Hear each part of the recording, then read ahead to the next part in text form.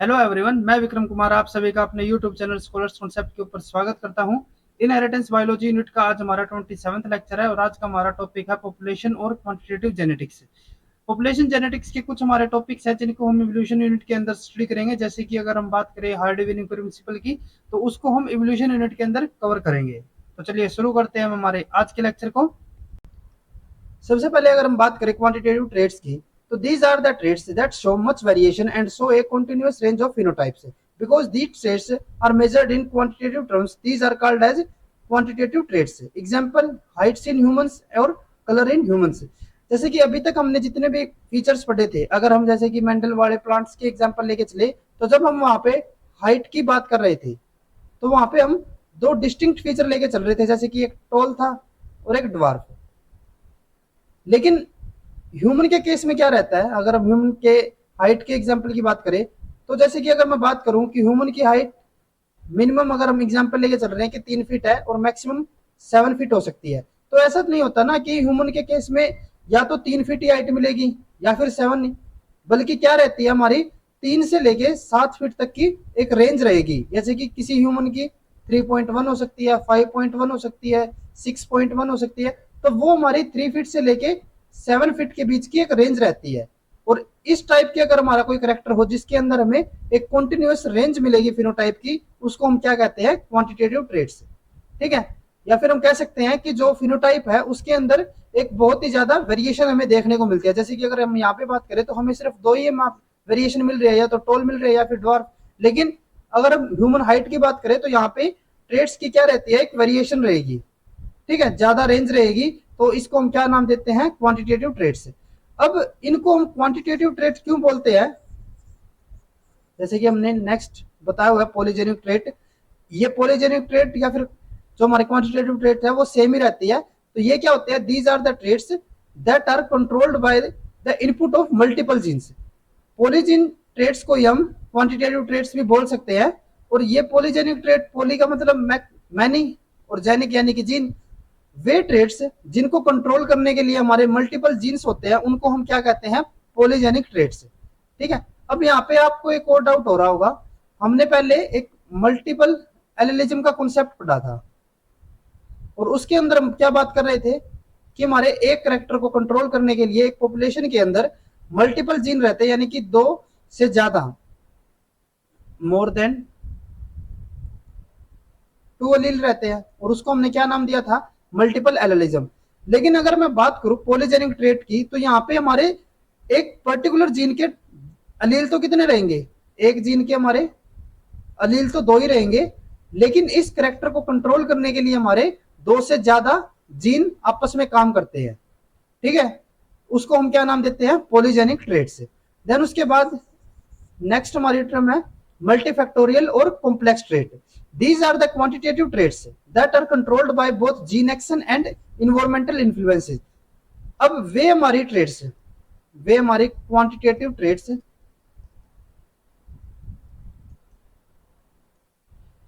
जो कि हमारे जीन एक्शन से भी कंट्रोल हो रहे हैं और साथ में इन्वायरमेंट का भी उनके ऊपर इफेक्ट हो रहा है। जैसे कि अगर मैं बात करता हूं कि हमारा कोई प्लांट है, ए प्लांट, एक है हमारा बी प्लांट। ठीक है। अब इसके अंदर जो जीनोटाइप दिया हुआ है वो हमें दिया हुआ है, दोनों हमारे कैपिटल टी है। सेकंड जो है उसके लिए भी हमारा सेम जीनोटाइप है। लेकिन हमने क्या किया कि जो हमारा ए प्लांट है उसको हमने एक गुड अमाउंट ऑफ न्यूट्रिएंट वाली सॉइल के अंदर इसको हमने ग्रो कर दिया। यानी कि यहाँ पे हमने ए वाला जो हमारा प्लांट है उसको क्या किया, अच्छा न्यूट्रिएंट प्रोवाइड कर दिया उसकी ग्रोथ के लिए, और इसको हमने ये चीजें प्रोवाइड नहीं की। तो अगर हम यहाँ पे बात करें कि जो हमारे प्लांट होंगे उसमें से ए वाला तो हमारा क्या होगा, अच्छी ग्रोथ दिखाएगा, यानी कि हमारा टॉल प्लांट हो जाएगा। और बी वाला जो प्लांट है उसके पास ये जीनोटाइप होते हुए भी वो हमारा टॉल नहीं बन पाएगा। ठीक है। तो यहाँ पे क्या हो रहा है कि हमारे ना सिर्फ जीनोटाइप बल्कि हमारे इन्वायरमेंटल इन्फ्लुएंसेस भी क्या कर रहे हैं, इन्वायरमेंटल फैक्टर भी क्या कर रहा है, उसको उसकी ग्रोथ को इन्फ्लुएंस करेगा। और इस टाइप के ट्रेड्स को हम क्या कहते हैं, मल्टी फैक्टोरियल ट्रेड्स। हमारे जितने भी मैक्सिमम जो ट्रेड्स रहती है वो हमारी मल्टीफैक्टोरियल ट्रेड्स ही रहती है। जैसे कि अगर हम ह्यूमन केस की बात करते हैं, तो अगर कोई दो पर्सन है, ए और बी, दोनों के पास सेम जीनोटाइप है, टॉलनेस का ही, अब यहाँ पे इसको न्यूट्रिएंट प्रोवाइड नहीं किया गया, अच्छा ठीक है, और इसको बढ़िया न्यूट्रिएंट प्रोवाइड किया गया है जो कि इसकी ग्रोथ के लिए इंपॉर्टेंट रहते हैं। तो जो हमारा ए पर्सन होगा, जो हमारा ए इंडिविजुअल होगा, इसके अंदर ग्रोथ बढ़िया रहेगी, अच्छी ग्रोथ होगी यहाँ पे। और जो हमारा बी पर्सन है, उसके पास सेम जीनोटाइप होते हुए भी क्या होगी, इसकी ग्रोथ अच्छी नहीं रहती। तो यहाँ पे इन्वायरमेंटल फैक्टर अगर हमारे काम कर रहे हो जीनोटाइप के साथ, तो उसको हम क्या कहते हैं, मल्टीफैक्टोरियल या फिर कॉम्प्लेक्स ट्रेड्स। देन उसके बाद नेक्स्ट हमारा आता है मेरिस्टिक ट्रेड्स। ये हमारे क्या होते हैं, these are the traits whose phenotype are expressed in numbers. अगर हमारा कोई भी ऐसी ट्रेट है जिसको एक्सप्रेस करने के लिए हम क्या कर रहे हैं, नंबर्स की हेल्प ले रहे हैं, तो उसको हम क्या कहते हैं, मेरिस्टेमेटिक ट्रेट, ठीक है। देन उसके बाद quantitative inheritance is described by the multiple gene hypothesis. जो हमारे क्वांटिटेटिव इनहेरिटेंस रहता है, उसको हम मल्टीपल जीन हाइपोथेसिस की हेल्प से इलेबोरेट करते हैं। देन उसके बाद हम बात करते हैं मल्टीपल जीन हाइपोथेसिस की। तो Bateson and Yule gives the multiple gene hypothesis, also known as multiple factor hypothesis. ये जो हमारे मल्टीपल जीन हाइपोथेसिस थी, ये किसने दी थी, बैटसन एंड यूले ने, और इसको हम मल्टीपल फैक्टर हाइपोथेसिस भी बोल सकते हैं। एक हमने यहाँ पे एग्जांपल दिया हुआ है, पहले हम उस एग्जांपल को कर लेते हैं। जैसे कि ये हमारा व्हीट के लिए कर्नल कलर की बात है, ठीक है। तो यहाँ पे हमने एक क्या ले रखा है, एक हमारा रेड फिनोटाइप ले रखा है, पेरेंट वन, और जो हमारा दूसरा पेरेंट है वो कैसा है, व्हाइट। इनको अगर हम जीनोटाइप की बात करते हैं, तो इसका जीनोटाइप क्या दिया हुआ है हमें, हमारे ए और बी दोनों के दोनों जीन कैसे है, डोमिनेंट। और जो दूसरे वाला व्हाइट है वो हमारा कैसा है, सारे के सारे रिसेसिव। अब हमने जब इन दोनों को क्रॉस करवाया, तो जो हमारा F1 प्रोजनी आई, वो हमारे कैसी आई है, इंटरमीडिएट कलर की। यानी कि ये जो एक रेड कलर था और एक व्हाइट, तो इनका एक इंटरमीडिएट फिनोटाइप यहाँ पे शो हुआ है, ठीक है, पिंक बोल सकते हैं हम इसको। तो ये हमारा जीनोटाइप इसका ये हो गया। अब यहाँ पे हम किसको फर्दर, इसकी हमने दोबारा से क्रॉस करवाई, ठीक है, सेल्फिंग करवा दी। सेल्फिंग करवाने के बाद जो हमारे रिजल्ट आए हैं वो हमारे कुछ इस टाइप के हैं। जैसे कि हम बात कर रहे हैं कि अगर हम ये इस टाइप का हमारा ऑर्गेनिज्म है, और इसकी हम अगर सेल्फिंग करवा रहे हैं, तो अगर हम सिर्फ एक ही बात करें, तो हमारे तीन टाइप के जीनोटाइप हो सकते हैं, हमारे दोनों के दोनों डोमिनेंट, हेटेरोजाइगस या फिर होमोजाइगस रिसेसिव। और इनकी जो फ्रीक्वेंसी भी रहती है वो क्या होगी, 1/4, ये हमारा 1/2, और ये हमारा क्या रहेगा, 1/4।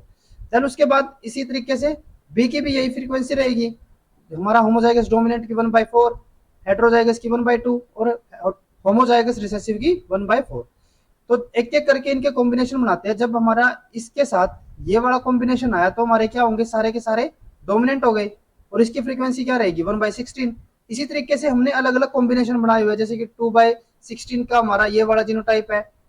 यानी कि जो हमारे टोटल 16 हमारे जो F2 के अंदर हमें प्लांट मिलते थे, उसमें से हमारे दो कैसे हैं, इस जीनोटाइप के, ठीक है। इसी तरीके से हमने अलग अलग बताए हुए हैं। जैसे कि अगर हम इसकी बात करें, तो ये हमारा क्या हो जाएगा, 1/16, ए कैपिटल बी, दोनों ए कैपिटल, और बी के लिए हमारे दोनों के दोनों रिसेसिव हो गए। अब हमने जब इनकी फिनोटाइप की बात की, तो हमने देखा कि जो हमारा ये वाला फिनोटाइप था, ये कैसा कलर शो कर रहा है, बिल्कुल रेड, ठीक है। देन उसके बाद अगर हम सेकंड वाले की बात करें, तो इसका जो कलर था वो इसके कंपेयर में क्या हो गया, थोड़ा लाइट हो गया, ठीक है। देन उसके बाद अगर हम इस वाले जीनोटाइप की बात करें, तो जो इसका कलर आ रहा था वो हमारा इससे और भी ज्यादा लाइट हो गया, ठीक है। देन उसके बाद जब हमने इसकी बात की, तो अब ये कैसा आ रहा है, ये हमारा सेकंड वाले के जैसा आ रहा है, ठीक है। देन उसके बाद इसकी अगर हम बात करें, तो ये हमारा किसके टाइप का आ रहा है, इस टाइप का आ रहा है, ये दोनों मैच हो रहे हैं, और ये हमारे दोनों मैच हो गए थे। तो इस तरीके से जब हमने अलग अलग फिनोटाइप को स्टडी किया, तो हमने क्या देखा कि जो हमारे रिजल्ट आ रहे हैं, उनमें से हमारे 1/16 कैसे आ रहे हैं, बिल्कुल प्योर रेड। देन उसके बाद 4/16, 6/16 और 4/16, ये हमारे कैसे आ रहे हैं, ये हमारे इंटरमीडिएट कलर के आ रहे हैं। यानी कि ये हमारा लाइट रेड हो गया, फिर उसके बाद ये और भी ज्यादा लाइट हो गया, और ये हमारा बिल्कुल ही लाइट कलर हो गया, और यहाँ पे तो लाइट कलर बिल्कुल ही डिसअपियर हो गया, ये हमारा व्हाइट फिनोटाइप आ गया, ठीक है, तो ये हमें अलग अलग टाइप के यहाँ पे फिनोटाइप देखने को मिलते हैं।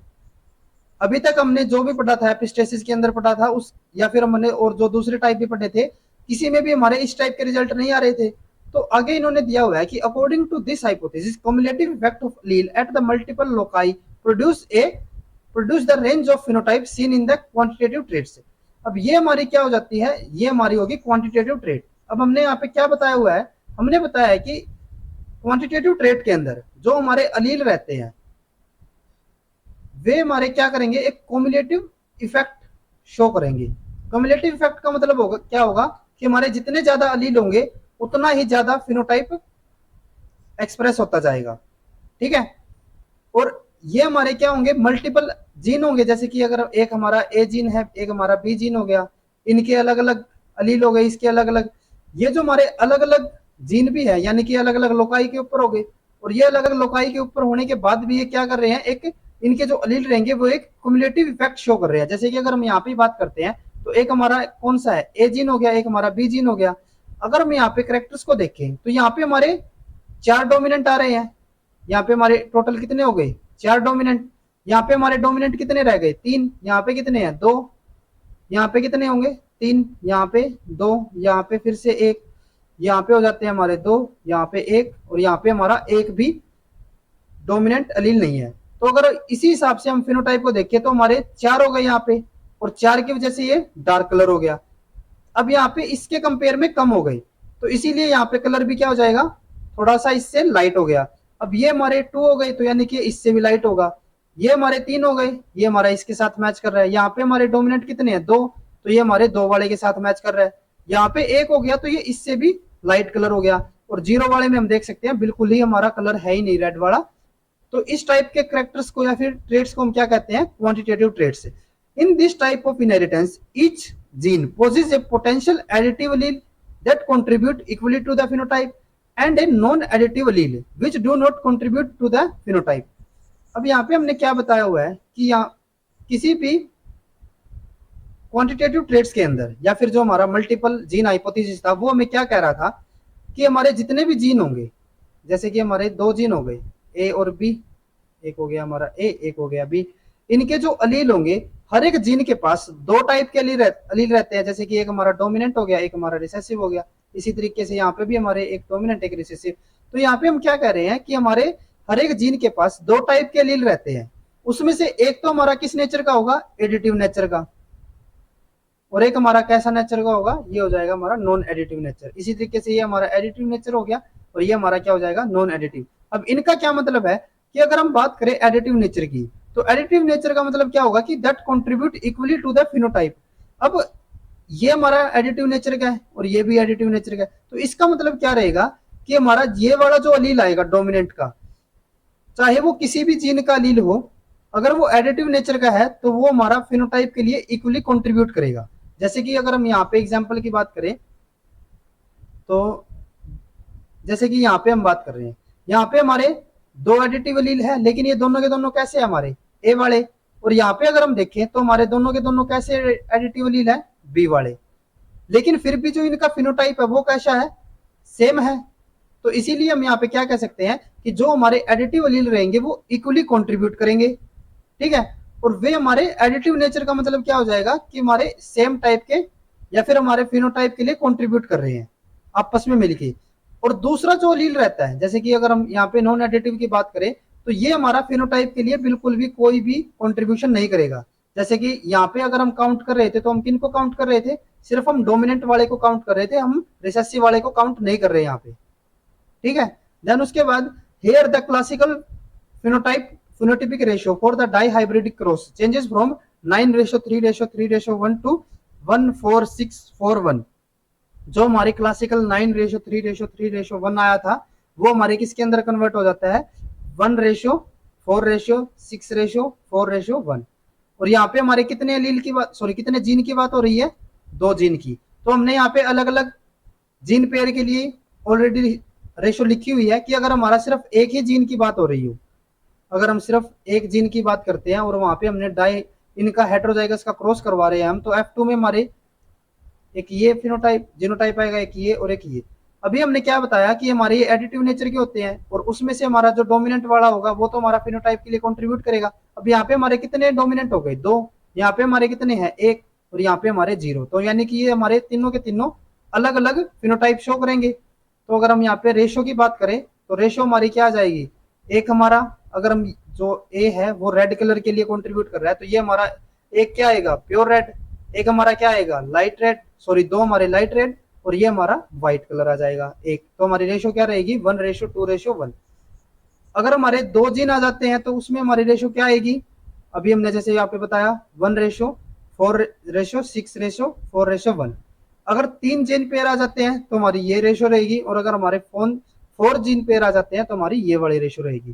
देन उसके बाद एक और फॉर्मूला यहाँ पे हमने बताया हुआ है कि number of phenotypes in quantitative inheritance, जो हमारे क्वांटिटेटिव इनहेरिटेंस रहते हैं उनके अंदर अगर हमें टाइप ऑफ फिनोटाइप्स बताने हो, जैसे कि अगर हम यहाँ पे एक जीन के लिए बात कर रहे हैं तो यहाँ पे अगर हमारे टोटल फिनोटाइप हमें बताने हो कि कितने फिनोटाइप हमारे बन रहे हैं, तो एक हमारा कौन सा बन रहा है, रेड, एक हमारा लाइट रेड, और एक कैसा बन रहा था, व्हाइट। तो हमारे टोटल कितने हो गए फिनोटाइप, तीन, जैसे कि 1 2 3, तीन फिनोटाइप हो गए। तो इसके लिए हमारा फॉर्मूला क्या रहता है, हमारा फॉर्मूला रहेगा 2n+1, और यहाँ पे हमारे एन क्या होगा, नंबर ऑफ हेट्रोजाइगस पेयर। जैसे कि अगर हमारे एक पेयर आ जाता है तो हमारा फॉर्मूला क्या बन जाएगा, ये क्या हो जाएगा हमारा 2n+1, यानी कि 2 × 1+1, और ये हमारा आ जाएगा 3। अगर हमारे दो जीन पेयर हो जाते हैं तो यहाँ पे क्या आ जाएगा हमारा, इसकी जगह ये हो जाएगा हमारा 2 + 2, और ये हमारा सॉरी +1, और ये हमारा हो जाएगा 2 × 2 4 +1 5। इसी तरीके से नेक्स्ट के लिए हमारा क्या हो जाएगा 2 + 1, 2 × 3 कितना 6 +1 यानी कि 7। यहाँ पे हम देख सकते हैं 1 2 3 4 5 6 7, और नेक्स्ट में हमारे क्या हो जाएंगे 9। ठीक है, यानी कि ऑड पेयर में हमारे ये सीक्वेंस चल रही है। और अगर हमें कोई वैसी फॉर्मूला बताना हो तो इसका फॉर्मूला क्या रहेगा, हमें 2n+1। देन उसके बाद अगर हमें बताने हो कि कितने हमारे जीन इन्वॉल्व है किसी पॉलीजेनिक ट्रेट के अंदर, the number of polygenes involve में बी कैलकुलेटेड एज फॉलो। यानी कि अगर मैं ये कैलकुलेट करना हो कि हमारे किसी पॉलीजेनिक ट्रेट के अंदर कितने जीन इन्वॉल्व है, तो उसके लिए हमारा फॉर्मूला क्या रहता है, इसको हम नेक्स्ट स्लाइड के ऊपर लेके चलते हैं। जैसे कि हमें यह बताना हो कि number of polygenic involve, polygene involve, तो इसका फॉर्मूला क्या रहेगा 1/4n equal ratio of F2 individual expressing the either extreme phenotype. यानी कि जो हमारे एक्सट्रीम फिनोटाइप की जो रेशियो आ रही है, एक्सट्रीम फिनोटाइप रेशियो। जैसे कि अगर हम इसी एग्जांपल की बात कर रहे हैं तो यहाँ पे हमारे जो एक्सट्रीम वाले हैं वो कौन से हैं, एक तो हमारा प्योर रेड और एक हमारा प्योर व्हाइट। तो अगर हम यहाँ पे जीन कैलकुलेट करके बताने हो तो हमारी रेशियो क्या आ रही है, यहाँ पे रेशियो आ रही है 1/16। हमें सिर्फ एक एक्सट्रीम को ही लेके चलना है, या तो हम इसको यहाँ पे लेके चलें या फिर इस एक्सट्रीम को, दोनों की हमारी रेशियो क्या आ रही है 1/16 ही आ रही है। तो कोई फर्क नहीं पड़ेगा, हम किसी भी एक्सट्रीम को लेंगे लेकिन सिर्फ एक ही एक्सट्रीम को लेना है। तो अगर हम यहाँ पे इसको कैलकुलेट करें तो ये हमारा रिवर्स हो जाता है, ये भी इसको हम रिवर्स कर देते हैं तो हमारा 4n = 16। तो यहाँ पे n की वैल्यू हमारी क्या आ जाएगी 2। ठीक है, जैसे कि 4 की पावर 2 आए तो ये हमारा 16 होना था, तो n की पावर n की वैल्यू यहाँ पे क्या आ जाएगी 2। तो यहाँ पे हम देख सकते हैं कि हमारे जो जीन है वो कितने जीन इन्वॉल्व है, यहाँ पे हमारे 2 जीन इन्वॉल्व है। ठीक है, देन उसके बाद एक हमारा कॉन्सेप्ट आता है हेरिटेबिलिटी का। अब ये हेरिटेबिलिटी क्या होती है, it represent the proportion of total phenotypic variation in the population is due to genetic factor. यानी कि हेरिटेबिलिटी क्या रहती है कि हमारी जितनों भी फिनोटिपिक वेरिएशन आई है, फिनोटाइप के अंदर हमारी जितनी भी वेरिएशन आई है उसमें से कितना पोर्शन हमारा या फिर कितनी वेरिएशन हमारी जेनेटिक फैक्टर की वजह से है, उनके जीनोटाइप की वजह से है, उसको हम क्या कहते हैं, हेरिटेबिलिटी। जैसे कि आगे हमने बताया हुआ है कि high value of heritability means most of the variation is contributed by the genetic factor and environmental factor have less impact on the trait. अगर हमारी हेरिटेबिलिटी की वैल्यू हाई हो जाती है। अभी हम क्या बता रहे थे कि हमारे हेरिडिटी से हम क्या कैलकुलेट करते हैं कि हमारे फिनोटिपिक वेरिएशन के अंदर कितना पोर्शन जेनेटिक फैक्टर की वजह से है। तो अगर हमारी हेरिडिटी की वैल्यू मैक्सिमम आ रही है या फिर ज्यादा आ रही है, तो उसका मतलब क्या रहेगा कि हमारा जो जेनेटिक फैक्टर है उसकी वजह से वेरिएशन ज्यादा है, और जो हमारा इन्वायरमेंटल फैक्टर है वो वहां पे कम अफेक्ट कर रहा है हमारे ट्रेट को। और अगर हम इसकी अपोजिट कर देते हैं कि हमारे हेरिडिटी कम हो रही है, हेरिडिटी की वैल्यू, तो उसका मतलब क्या रहेगा कि हमारा जेनेटिक फैक्टर कम रोल प्ले कर रहा है और जो हमारी ट्रेट है वो इन्वायरमेंट से ज्यादा अफेक्टेड है। ठीक है। अब यहाँ पे हमने इसका फॉर्मूला बताया हुआ है कि कोई भी हमारी अगर फेनोटिपिक वेरिएशन है, वीपी यानी कि फेनोटिपिक वेरिएशन, वो हमारे किसकी इक्वल रहती है, वो हमारे genotypic variance plus environmental variance, यानी कि हमारे जीनोटाइप की वजह से जो वेरिएशन आई है, देन उसके बाद जो हमारे इन्वायरमेंट की वजह से जो वेरिएशन आई है, और उसके बाद एक और हमारा रहता है genotype by environmental interaction variance, यानी कि जीनोटाइप और इन्वायरमेंटल इफेक्ट जो हमारे फैक्टर है उनकी इंटरेक्शन की वजह से जो वेरिएशन आई है, उसको हम क्या नाम दे देते हैं, वी जी प्लस ई, यानी कि यहाँ पे हमारे जेनेटिक और इन्वायरमेंटल दोनों फैक्टर काम कर रहे हैं। तो हमारे वी या फिर फिनोटिपिक वेरिएंस की क्या इक्वेशन रहती है, वो हमारे इक्वल रहता है genotypic variance plus environmental variance plus genotypic by environmental interaction variance. अब यहाँ पे जो हमारा ये इंटरेक्शन वाली वैल्यू है, ये इसकी वैल्यू हमारी नेग्लिजिबल रहती है, यानी कि इनका जो इम्पैक्ट रहता है वो बहुत ही कम रहता है, और इसीलिए हम इसको क्या कहते हैं, इसको हम एलिमिनेट कर सकते हैं। तो अगर हम इसको यहाँ पे एलिमिनेट कर देते हैं क्योंकि ये नेग्लिजिबल वैल्यू है, तो हमारी जो इक्वेशन 1 है ये हमारी किस के अंदर कन्वर्ट हो जाएगी, ये तो हमारा यहाँ से नेग्लिजिबल था तो हमने इसको रिमूव कर दिया, तो हमारी जो टोटल फिनोटिपिक वेरिएंस है वो किसकी वजह से आ रही है, genotypic variance plus environmental variance. अब हमारी जो हेरिडिबिलिटी रहती है वो टोटल दो टाइप की होती है। पहला हमारा टाइप होता है ब्रॉड सेंस हेरिडिबिलिटी। तो अगर हम ब्रॉड सेंस हेरिडिबिलिटी की बात करें तो इसको हम कैपिटल एच स्क्वायर से शो करते हैं या फिर रिप्रेजेंट करते हैं। It measure the contribution of genotypic variance to the total phenotypic variance, यानी कि हमारी जितनी भी टोटल फिनोटिपिक वेरिएंस आई है उसमें से हमारा कितना पोर्शन जीनोटिपिक वेरिएंस की वजह से है। अगर हमें ये कैलकुलेट करना हो तो हम क्या कैलकुलेट करते हैं, ब्रॉड सेंस हेरिडिबिलिटी। तो यहाँ पे जैसे हम फॉर्मूला बता सकते हैं कि H square is equal to V G divided by VP, यानी कि genotypic variance divided by phenotypic variance.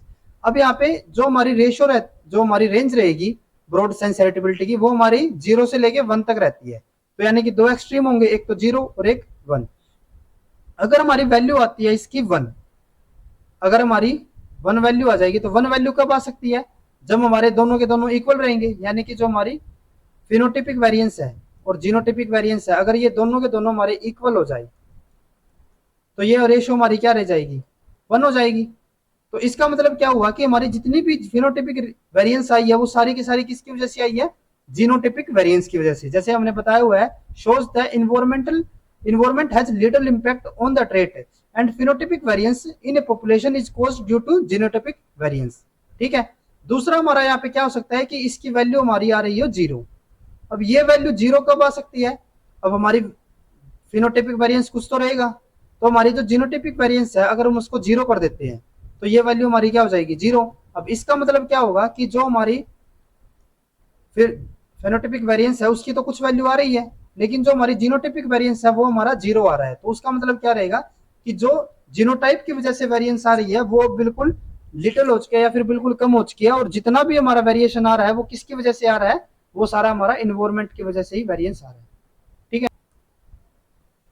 Then उसके बाद नेक्स्ट हम बात करते हैं नैरो सेंस हेरिडिबिलिटी की। इसको हम स्मॉल एच स्क्वायर से शो करेंगे। It is the portion of phenotypic variance due to additive genotype variance alone. अब पहले हम देखते हैं कि एडिटिव जीनोटाइप वेरिएंस क्या रहता है हमारा। तो जो हमारा जीनोटाइपिक वेरिएंस है can be divided into different component depending upon the mode of action of the allele at the quantitative trait loci. जो हमारा जीनोटाइपिक वेरिएंस है उसके हमारे अलग अलग सब कंपोनेंट रहते हैं, जैसे कि वीए, वीडी, वीआई। अब वीए हमारा क्या है, genotypic variance caused due to additive nature of allele at the quantitative trait loci. जो हमारे एडिटिव प्रॉपर्टी होती थी, अभी जैसे हमने क्वांटिटेटिव ट्रेट को पढ़ा था ना, तो वहां पे हमारी जो एडिटिव प्रॉपर्टी रहती है उसकी वजह से जो हमारी वेरिएंस आती है, जो हमारी फिनोटाइप के अंदर वेरिएशन आ रही है, उसको हम क्या लिखते हैं, VA। देन उसके बाद VD हमारा क्या होता है, deviation that is caused when phenotype expression in the heterozygous is not precisely intermediate between two homozygous. जैसे हम बता रहे थे कि अगर एक ये रेड कलर हो गया बिल्कुल प्योर, और एक हमारा हो जाता है ये प्योर व्हाइट। अब जो इनका F1 से क्रॉस जो आया है, अब वो क्या होना चाहिए, बिल्कुल इनका इंटरमीडिएट, या फिर हम बोल सकते हैं जैसे कि पिंक, अगर हम एग्जांपल लेके चल रहे हैं इनका इंटरमीडिएट, तो ये बिल्कुल पिंक कलर का होना चाहिए था। लेकिन अगर इसके अंदर कुछ और वेरिएशन आ रही है तो उसको हम क्या कहेंगे, VD। ये हमारा प्रिसाइजली इसका इंटरमीडिएट ना होके कोई दूसरा इससे थोड़ा बहुत डेविएशन अगर शो कर रहा है तो उसको हम VD से शो करेंगे। देन उसके बाद VI is the deviation occur when two और मोर लोकाई बिहेव एपिस्टेटिकली। जो हमारा एपिस्टेसिस की वजह से अगर कोई वेरिएशन आ रही है तो उसको हम VI से शो करते हैं, और जो ये हमारी वैल्यू रहती है VI की वो हमारी नेग्लिजिबल होती है। तो यानी कि हम इसको यहाँ से एलिमिनेट कर सकते हैं। तो हमारा फॉर्मूला क्या हो जाएगा, इक्वेशन 1 हमारी क्या हो जाएगी, VG equal to VA plus VD। अब हमने क्या बताया था कि जो हमारा नैरो सेंस हेरिटेबिलिटी रहती है वो हमारी क्या होती है, एडिटिव जेनोटाइप वेरिएंस यानी कि VA। अब ये हमारा टोटल फिनोटाइप वेरिएंस का कितना पोर्शन या फिर कितना प्रोपोर्शन है उसको हम क्या लिखते हैं, नैरो सेंस हेरिटेबिलिटी। जैसे कि आगे हमने बताया है कि as we stated in the narrow sense heritability we measure the proportion of genotype variance caused due to additive action of allele. यानी कि हमारे जो एडिटिव एक्शन की वजह से जो हमारी वेरिएंस आई है उसको हम क्या नाम दे देते हैं, नैरो सेंस हेरिटेबिलिटी। तो अगर हम इस फॉर्मूले के और ज्यादा इलेबोरेट करें तो एक तो हमारा ये फॉर्मूला हो गया। देन उसके बाद अगर हम VP की वैल्यू देखें या फिर हमारे फिनोटाइप वेरिएंस की वैल्यू देखें तो वो हमने क्या बताई थी, वो हमने बताई है VP is equal to VG plus VE। तो अगर हम इस वैल्यू को यहाँ पे रखते हैं हमारी इक्वेशन सेकंड के अंदर तो ये हमारा क्या हो जाएगा, VP is equal to VG plus VE। तो हमने VP की वैल्यू यहाँ पे VG प्लस VE रख दिया, ठीक है। देन उसके बाद ये हमारा VE है, ठीक है।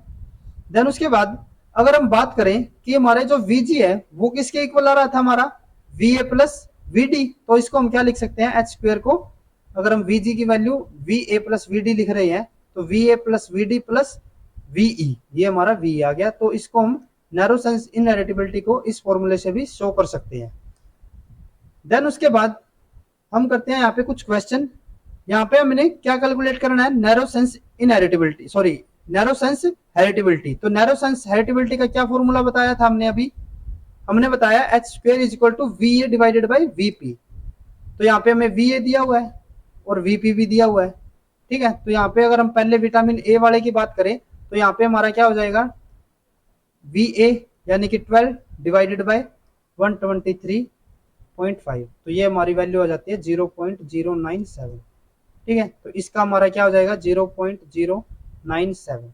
देन उसके बाद अगर हम बात करें ट्रेट कोलेस्ट्रॉल की तो यहाँ पे हमारा क्या आएगा 192.1, ये हमारी VA की वैल्यू डिवाइडेड बाय VP यानी कि 862.0। अब इस आ जाएगा 0.223, ठीक है। तो इसकी वैल्यू हमारी क्या आ रही है 0.223। देन उसके बाद हमें बताया गया है कि which trait if either is likely to respond to selection. जितनी ज्यादा हमारी नैरो सेंस हेरिटेबिलिटी की वैल्यू रहती है, जितनी ज्यादा इसकी वैल्यू आएगी उतना ही ज्यादा हमारा क्या रहता है, रिस्पॉन्ड टू सिलेक्शन, यानी कि सिलेक्शन के लिए वो ज्यादा ही रिस्पॉन्स करेगा। तो यहाँ पे हमारी ज्यादा वैल्यू किसकी आ रही है, ट्रेट कोलेस्ट्रॉल की। तो ये वाला हमारा ज्यादा रिस्पॉन्ड करेगा सिलेक्शन के लिए। देन उसके बाद नेक्स्ट हमारा यहाँ पे क्वेश्चन दिया हुआ है, यहाँ पे हमें इनकरेक्ट स्टेटमेंट बतानी है।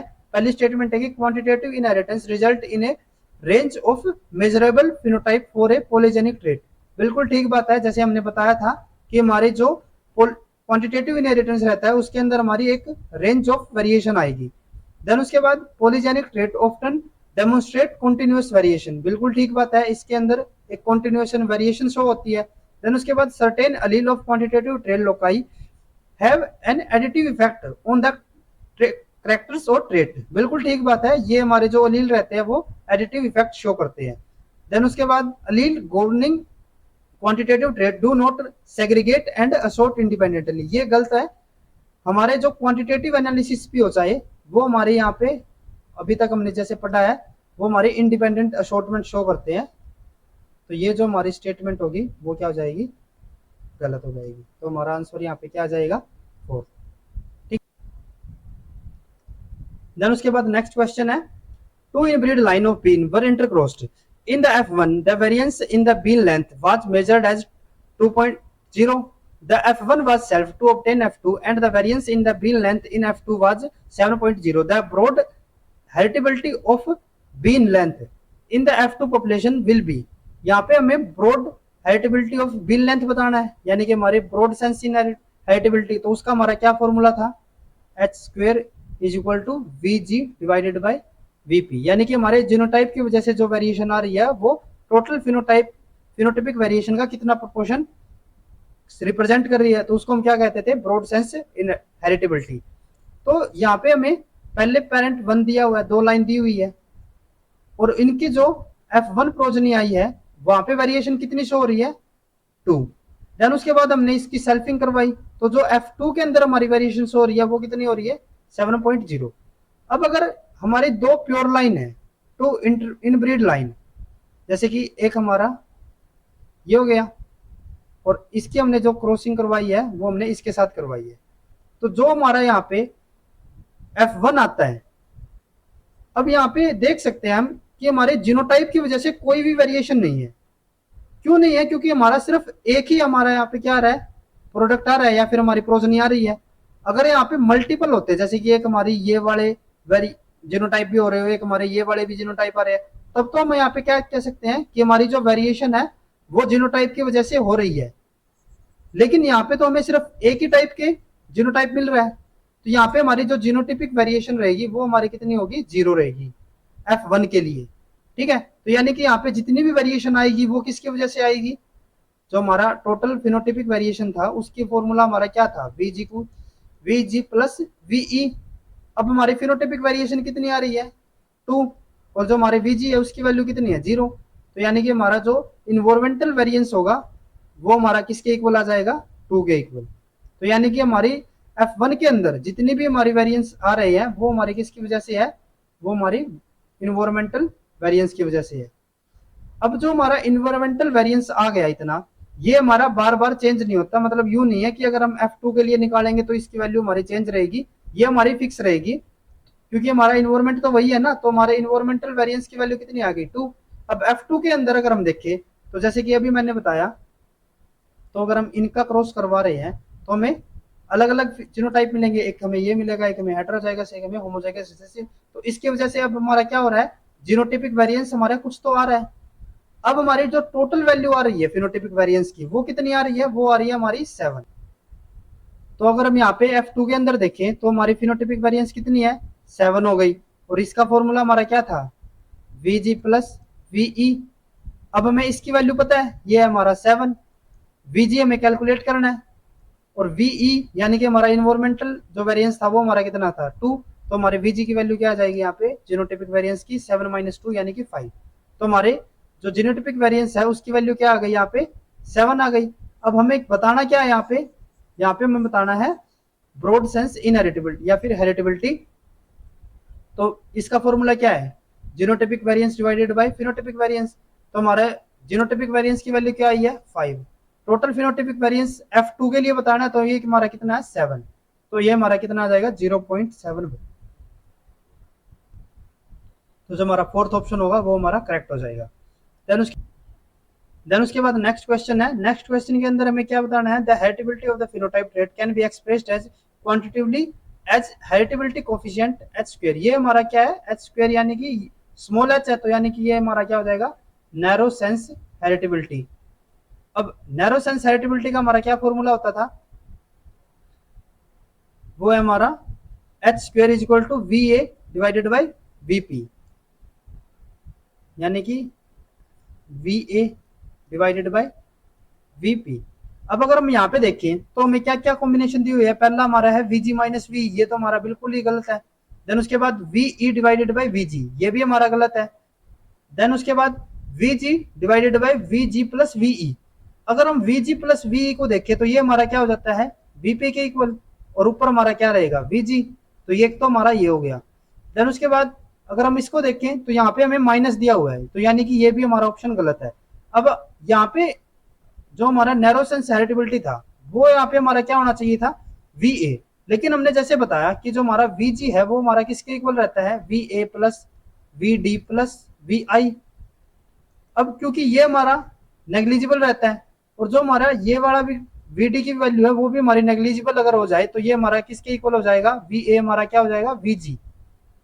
ठीक है, और बाकी के हमारे जो ऑप्शन है वो तो हमारे बिल्कुल ही गलत है, तो यहाँ पे हम बाय डिफॉल्ट इस ऑप्शन को करेक्ट मानेंगे। ठीक है, देन उसके बाद नेक्स्ट हमारा क्वेश्चन दिया हुआ है, a polygenic trait is controlled by 3 genes A B and C in a cross between heterozygous for all 3 genes, heterozygous for all 3 genes. The phenotypic ratio of the offspring was observed as 1:6 ratio x ratio 20 ratio x ratio 6 ratio 1. What is the possible value of x? ये वाला हमारी ratio हमने पहले बताई थी, तो उस हिसाब से हमारी x की वैल्यू अगर हम पीछे देखें तो वो हमारी क्या आएगी, 50। तो यहाँ पे हमारा डायरेक्ट क्या आ जाएगा, 50। देन उसके बाद नेक्स्ट क्वेश्चन है, two pure line of corn have the mean cob length of 9 centimetre and 3 centimetre. दो प्योर लाइन है, दो प्योर लाइन का मतलब क्या हो जाएगा यहाँ पे, जैसे कि एक हमारा ये हो गया, यहाँ पे कोब लेंथ है, एक हमारी ये लेंथ हो गई। अब ये वाली जो हमारी लेंथ है इसकी वैल्यू हमारी क्या आ रही है, 9। दूसरी वाली जो है हमारी उसके लिए हमारी वैल्यू क्या आ रही है, 3 रिस्पेक्टिवली। द पॉलीजीन, अब क्योंकि यहाँ पे ये पॉलीजीन का एग्जांपल है तो यानी कि हमें यहाँ पे एक और जीन मानना पड़ेगा। जैसे कि अगर हम यहाँ पे मान लेते हैं ए हो गया, तो ये हमारे यहाँ पे क्या आ जाएंगे, रिसेसिव आ जाएंगे, क्योंकि ये प्योर लाइन है। तो ये हो गए हमारे। अब इसकी लेंथ कितनी है, वही हमारी 9 रहेगी, इसकी हमारी 3 रहेगी। The polygene involve in this trait exhibit additive gene action. ठीक है, यानी कि हमारे जितने ज्यादा लील होंगे उतनी ज्यादा लेंथ होती जाएगी, क्योंकि एडिटिव नेचर शो कर रहे हैं। अब ये जो हमारे होंगे ये हमारा क्या हो जाएगा, नॉन एडिटिव। नॉन एडिटिव का मतलब क्या होगा कि ये हमारा फिनोटाइप के लिए बिल्कुल भी कोई भी कंट्रीब्यूशन नहीं कर रहा, और बिना कंट्रीब्यूशन के ये भी लेंथ कितनी जा रही है हमारी, यानी कि ये तो हमारी क्या हो जाएगी, बेसिक लेंथ रहेगी। चाहे कोई भी हमारा अलील ना हो तो भी हमारी जो लेंथ रहेगी वो कितनी होगी, 3 रहेगी। ठीक है, देन उसके बाद crossing these two line is expected to produce a progeny population with the mean cob length of. अब हमें इन दोनों की क्रॉसिंग अगर करवा रहे हैं तो जो हमारे F1 आ रहे हैं तो उसके अंदर हमें ये बताना है कि उसकी लेंथ कितनी रहेगी। अब यहाँ पे हम देखें पहले कि अगर हमारे सारे के सारे रिसेसिव रह जाते हैं तो भी हमारी बेसिक लेंथ कितनी रह रही है, 3। और अगर हमारे सारे के सारे डोमिनेंट हो जाते हैं, यानी कि अगर हमारे सारे के सारे ये एडिटिव नेचर वाले भी आ जाए अलील, तो हमारी लेंथ कितनी हो रही है, 9। यानी कि ये कितना इंक्रीज कर रहा है इसको, 6। यानी कि हमारे जो 4 अलील है वो सारे के सारे मिलके टोटल कितनी लेंथ इंक्रीज कर रहे हैं, 6। देन उसके बाद इसका मतलब क्या होगा कि हमारा जो एक अलील है वो कितना कंट्रीब्यूट करेगा, 1.5। ठीक है, तो अगर हम यहाँ पे F1 की अगर बात करते हैं कि अगर हमने इन दोनों की क्रॉसिंग करवाई तो क्रॉसिंग करवाने से हमारा क्या जीनोटाइप, हेटेरोजाइगस हो जाएगा। ये हो गया। अब हमें इसकी लेंथ बतानी है तो हमें बेसिक लेंथ पता है, बेसिक लेंथ कितनी है, 3। इतना तो होगा ही, प्लस हमारे जितने भी यहाँ पे डोमिनेंट अलील मिल रहे हैं, डोमिनेंट अलील कितने मिल रहे हैं, 2 मिल रहे हैं। तो एक अलील हमारा कितना कंट्रीब्यूट कर रहा है, 1.5। तो 2 हमारे कितना कंट्रीब्यूट करेंगे, इसकी मल्टीपल कर देंगे तो 3। ये हमारा मल्टीपल होके 3 + 3 हो जाएगा, तो ये हमारा क्या आ जाएगा यहाँ पे 6। तो ये हमारा क्या हो जाएगा, 6 सेंटीमीटर। आज के लेक्चर में बस इतना ही। नेक्स्ट लेक्चर के अंदर हम एक्स्ट्रा क्रोमोसोमल इनहेरिटेंस के बारे में स्टडी करेंगे। अगर आज का हमारा लेक्चर आपको यूजफुल लगा हो तो please like and share this video, और लाइफ साइंस से रिलेटेड इसी तरीके के कॉन्सेप्ट्स करने के लिए please subscribe to our YouTube channel Scholars Concepts. Thank you.